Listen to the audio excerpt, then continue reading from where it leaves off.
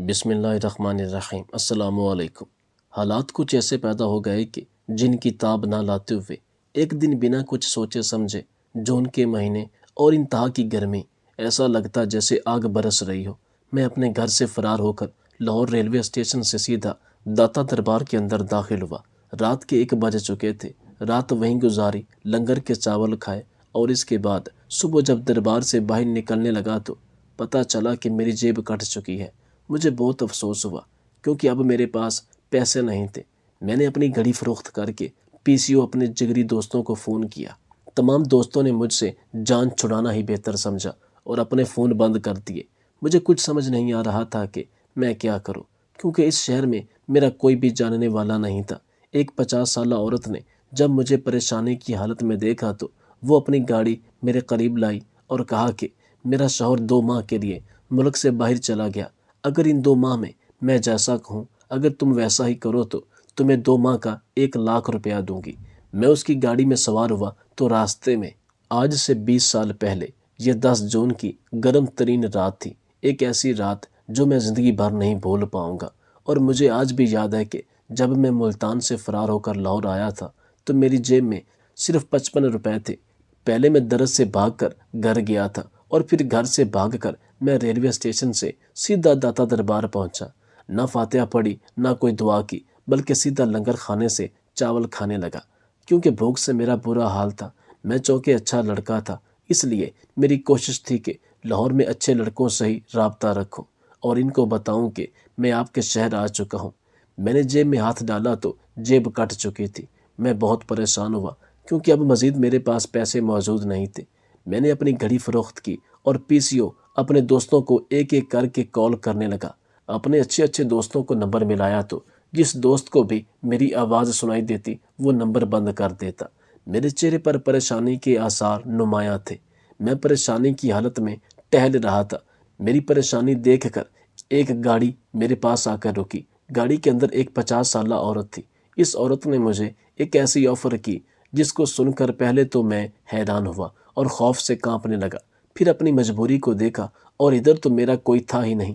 گھر سے بھی میں اس لیے بھاگا تھا کہ قتل کے ایک جھوٹے الزام میں پولیس میرے پیچھے تھی۔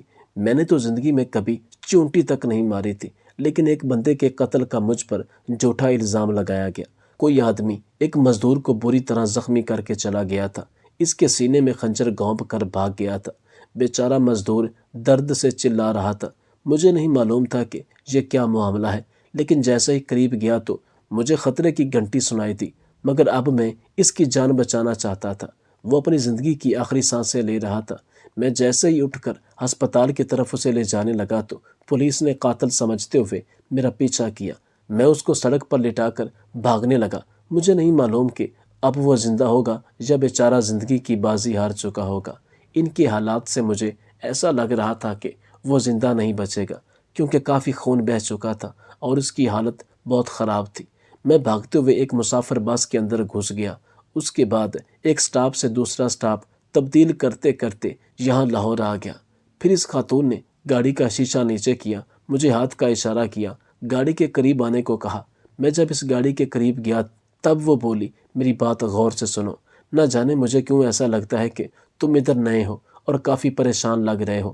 اگر تم بے روزگار ہو تو میرے پاس تمہارے لیے ایک نوکری ہے، کیا تم یہ جاب کرنا پسند کرو گے؟ میری آنکھوں میں امید کی کرن پیدا ہوئی۔ میں نے کہا، جی، میں ہر قسم کی جاب کرنے کو تیار ہوں۔ عورت نے کہا، پھر اپنی بات سے مکر نہ جانا۔ میں نے کہا، جن حالات کا مجھے سامنا ہے میں بغیر جاب کے ذلیل ہو جاؤں گا۔ عورت نے مجھ سے کہا کہ میرا شوہر 2 ماہ کے لیے ملک سے باہر کسی کام کے سلسلے میں گیا ہے، تجھے 2 ماہ تک میرے لیے کام کرنا پڑے گا، بتاؤ منظور ہے؟ میں نے کہا، جی منظور ہے، لیکن کیسا کام؟ آپ مجھے کام کی نوعیت تو بتائیں۔ کہنے لگی کہ ہمارے گھر کا واچ مین بیمار ہے، وہ اپنے گاؤں واپس چلا گیا، اس کی جگہ تجھے 2 ماہ تک کام کرنا ہے۔ گھر کی چوکی داری کے علاوہ چھوٹے موٹے اور بھی کام ہیں، جیسا کہ سودا سلف لے آنا، رہائش کے علاوہ کھانا بھی فری ہوگا، اور اس کے علاوہ ماہانہ 10,000 روپے تمہاری تنخواہ ہوگی۔ میڈم کی بات سن کر میں کافی خوش ہوا، کیونکہ ان حالات میں مجھے ایک سہارے کی ضرورت تھی۔ دوستوں سے تو مجھے وہ سہارا نہ مل سکا، لیکن ایک اجنبی خاتون نے مجھے سہارا دیا۔ دل میں سوچا اور خدا کا شکر ادا کیا۔ میں نے کہا، مجھے منظور ہے، اس نے مجھے اپنی گاڑی میں بٹھایا اور اپنے گھر کی طرف روانہ ہوئی۔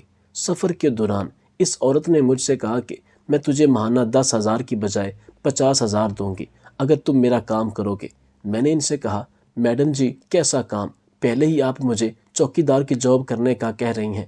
اس عورت نے مجھ سے کہا کہ میرا شوہر کاروبار کے سلسلے میں ملک سے باہر جاتا رہتا ہے۔ ہر عورت کی خواہشات ہوتی ہیں جن کا پورا کرنا اس کے شوہر کے ذمہ ہے، لیکن میرا شوہر ایسا بالکل نہیں۔ افسوس کہ اسے میرا خیال نہیں۔ میں ایک عورت ہوں اور میرے بھی کچھ جذبات ہیں۔ تم شکل سے اچھے گھرانے کے معلوم ہوتے ہو اور ہمارا یہ راز بھی رکھو گے۔ مجھے اس بات کی امید ہے۔ میں نے پریشانی کی عالم میں میڈم سے پوچھا کہ کیسا راز ہے؟ اس نے کہا، اگر تم مجھے جنسی تسکین مہیا کرو تو میں تمہیں 1 ماہ کا 50,000 روپے دوں گی، اور اس کے علاوہ بھی اتنا دوں گی کہ تم خوش ہو جاؤ گے۔ محترمہ کی بات سن کر مجھے سر سے لے کر پاؤں تک پسینہ آیا۔ میرا جسم خوف سے کانپنے لگا، اور اس طرح کا کام تو میں نے زندگی میں کبھی نہیں کیا، نہ ہی سوچا۔ میں نے ان میڈم سے کہا کہ بہتر یہی ہے کہ آپ گاڑی روکیں، ابھی کی ابھی گاڑی روکیں، ورنہ میں آپ کے ساتھ وہ اشر کروں گا کہ آپ بھول نہیں پائیں گی۔ اس نے گاڑی روکی اور ساتھ یہ بھی کہا کہ ایک دفعہ پھر سوچ لو، ایسے موقع بار بار نہیں ملتے۔ میں چپ چاپ اس کی گاڑی سے اترا۔ میرے پاس لاہور میں موجود میرے سارے اچھے دوستوں کے فون نمبر موجود تھے، اور جیب میں گھڑی کے کچھ پیسے بھی بچے تھے۔ لہٰذا میں نے دوبارہ قسمت آزمانے کا فیصلہ کیا کہ شاید میرے کسی دوست کو کچھ تو شرم آ جائے کہ بچپن کے دوست کو یوں مشکل میں تنہا نہیں چھوڑتے۔ میں نے ریڑھی والے سے دال چاول خریدے، اور پھر چاول سے پیٹ بھرنے کے بعد میں نے اطمینان سے فون نمبر والی چٹ نکالی اور قریبی پی سی او سے اپنے ایک اچھے دوست کو فون کیا۔ میری آواز سن کر بہت خوش ہوا، لیکن جب اسے پتہ چلا کہ میں اسے بغیر بتائے لاہور آیا ہوں اور اب مستقل یہیں رہنے کا ارادہ ہے تو کچھ پریشان سا ہوا۔ چونکہ وہ میرا اچھا دوست تھا اس لیے مجھے اس کی پریشانی محسوس نہیں ہو سکی، اور میں نے اطمینان سے کہا کہ مجھے اپنے گھر کا ایڈریس سمجھاؤ اور بتاؤ کہ کون سے نمبر کی وین تمہارے گھر آئے گی، کیونکہ رات ہو رہی ہے اور میں تھکا ہوا ہوں، لہٰذا اطمینان سے سونا چاہتا ہوں۔ یہ سن کر وہ مزید گھبرا گیا اور جلدی سے بولا کہ میرا گھر تو گرین ٹاؤن میں ہے اور یہاں آتے آتے تمہیں 2 گھنٹے لگ جائیں گے۔ میں نے لاپرواہی سے کہا کہ پھر کیا ہوا، بے شک 4 گھنٹے لگ جائیں، میں نے کون سا صبح میٹنگ میں جانا ہے۔ اس کے لہجے میں بے بسی اتر آئی۔ آگے آ کر بولا کہ یار تمہیں تو ابو کا پتہ ہے، بڑے مذہبی انسان ہیں، اور ہمارے گھر کا دروازہ رات 9 بجے بند ہو جاتا ہے، وہ مائنڈ کریں گے؟ میری آنکھیں حیرت سے پھیل گئیں۔ میرا اچھا دوست لاہور جیسے انسانوں کے سمندر میں مجھ سے ہاتھ چھڑا رہا تھا۔ میں نے جلدی سے کہا، لیکن میں رات کہاں گزاروں گا، میرے پاس تو اب پیسے بہت تھوڑے ہیں۔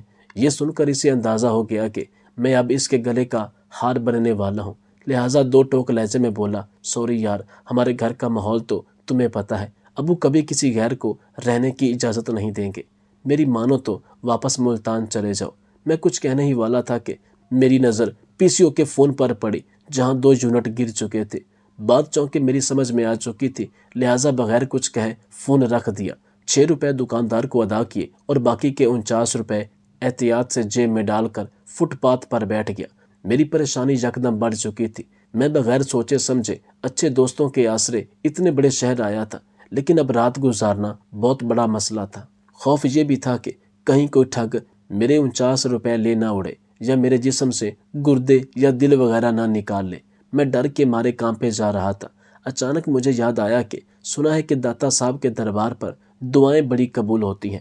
میں نے جلدی سے اٹیچی کیس اٹھایا۔ اٹیچی کیس بھی کیا تھا، ایک لوہے کا بنا صندوق، اور دعا مانگنے کے لیے دربار کی طرف چل پڑا۔ دربار کی سیڑھیوں کے قریب مجھے رکنا پڑ گیا۔ زائرین وہاں اپنی جوتیاں بطور امانت ڈبوں میں رکھوا رہے تھے، اور بڑے سے بورڈ پر لکھا تھا، جوتیاں یہاں اتاریے، ہدیہ 2 روپے فی جوڑا۔ میری روح فلاح ہو گئی۔ میں مزید سرمایہ ضائع کرنا برداشت نہیں کر سکتا تھا، لہٰذا کچھ دیر غور کیا، اپنی چپل بغلوں میں دبائی اور اٹیچی کیس اٹھائے سیڑھیوں پر چڑھ گیا۔ سنگے مر مر کے ٹھنڈے فرش پر قدم رکھتے ہی مزہ آ گیا۔ مجھے یقین ہو گیا کہ داتا نے میری دعا سن لی۔ میرے سامنے داتا صاحب کا مزار تھا، جہاں لوگ دعائیں مانگ رہے تھے۔ میں بھی ادھر چل دیا، لیکن پھر ٹھٹر کر رہ گیا جب میں نے دیکھا کہ مزار کے احاطے میں جا بجا لوگ اطمینان سے لیٹے ہیں۔ کئی نے تو کپڑوں سے بھرے شاپروں کو ہی اپنا تکیہ بنایا ہوا تھا۔ میری آنکھوں میں چمک ابھر آئی۔ رات گزارنے کے لیے اس سے اچھا ٹھکانہ نہیں ہو سکتا۔ میرے اٹھتے ہی قدم یکدم دوسری طرف مڑ گئے۔ دعا بھول کر میں شب بصری کے لیے کوئی مناسب کونا ڈھونڈنے لگا۔ پھر صحن میں عین مسجد کے سامنے مجھے ایک جگہ مل گئی۔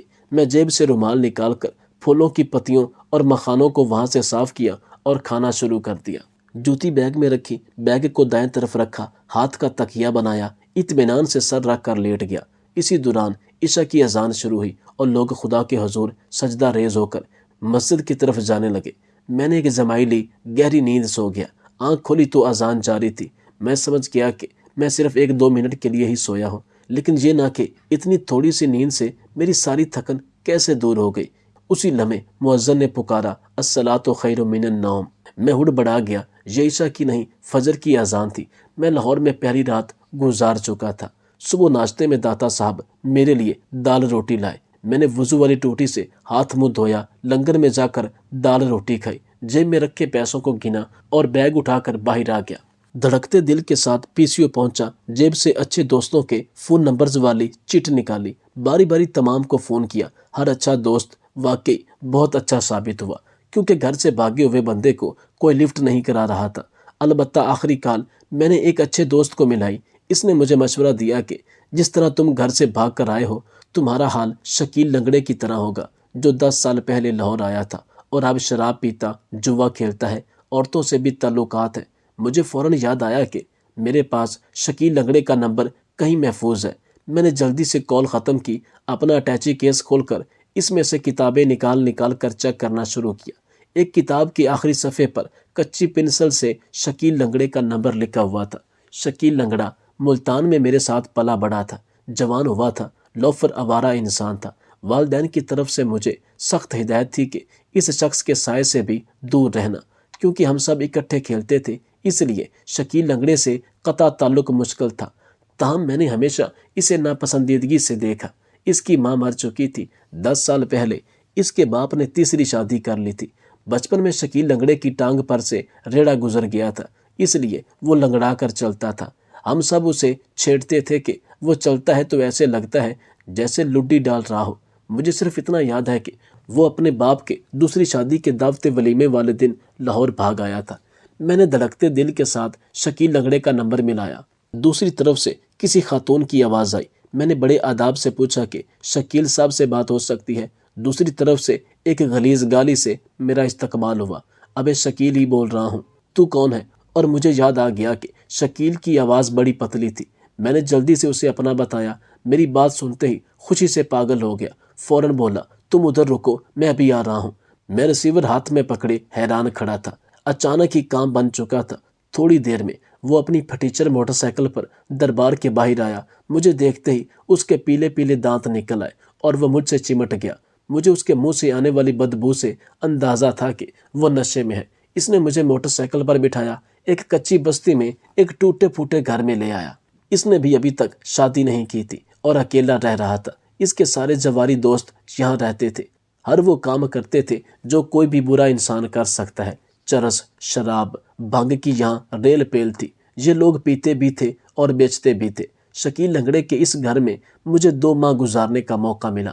اس دوران نہ اس نے مجھ سے کرایہ مانگا، نہ کھانے کے پیسے، بلکہ الٹا 100-200 مجھے ہی پکڑا دیتا تھا۔ اور اس کے برے دوست بہت برے تھے، لیکن جب میں شہاب نامہ خریدنا چاہتا تھا تو شکیل لنگڑے کے پیسے پورے نہیں نکلے تھے، تو ان کے برے دوستوں نے مجھے جوے کے پیسوں سے چندہ اکٹھا کر کے 540 روپے تھما دیے، اور میں نے زندگی میں پہلی ایک بیش قیمت کتاب خریدی۔